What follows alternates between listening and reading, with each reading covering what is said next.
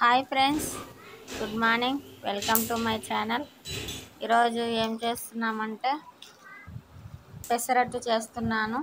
దానికి కావాల్సిన పదార్థాలు: పచ్చడికి పుట్నాలు, శనక్కాయలు, పచ్చిమిర్చి, చింతపండు అన్నీ మిక్సీ పట్టాలి. పచ్చడి సూపర్గా ఉంటుందండి. తిరువాతకి వేయాలి.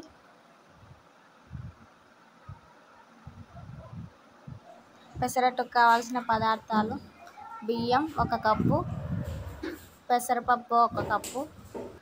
పెసరపప్పు నల్ల పెసలు వేసినాను, అందుకే అలా ఉన్నాయి చూడండి. దాంట్లో కావాల్సిన అల్లం, పచ్చిమిర్చి మిక్సీ పట్టాలి బాగా. రాత్రల్లా నానబెట్టి మిక్సీ పట్టాలి. ఇలా మిక్సీలో వేయాలి అల్లం, పచ్చిమిర్చి.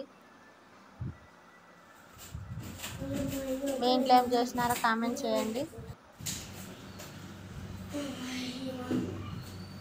అల్లం వేస్తేనే పెసరట్టు టేస్ట్ వస్తుంది. కొత్తిమీర అయినా వేసుకోవచ్చు. కొత్తిమీర లేదని నేను మామూలుగా ఇలా వేస్తున్నాను. చూడండి, పిండి ఇలా వచ్చింది. పచ్చ పెసలు అయితే పచ్చగా వస్తుంది. నల్ల పెసలు వేసినాను బలమని.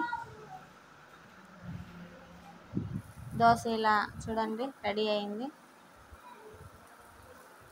మిక్సీ పట్టినాక 1 గంట తర్వాత దోశ పోయాలి, బాగా లేస్తాయి.